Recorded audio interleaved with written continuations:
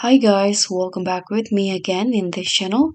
On today's tutorial, I'm going to show you how you can sign in to the Netflix apps on your PC. So if you have a subscription to Netflix and you want to use it on your computer, you can easily install the app on the Microsoft Store if you are using a Windows computer. And here to sign in, you can just click on the sign in button at the top right corner. Then you can enter the email or mobile number and also the password that you are using for your Netflix account. So here I'm going to enter the email first.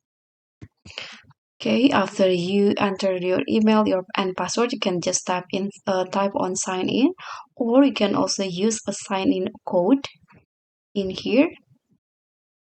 And here you can just send the sign in code to your emails, and after that you can just sign in.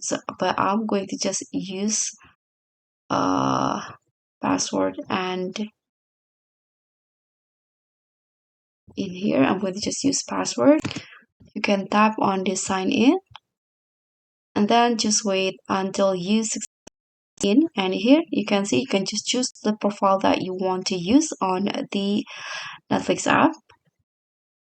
Click on the profiles,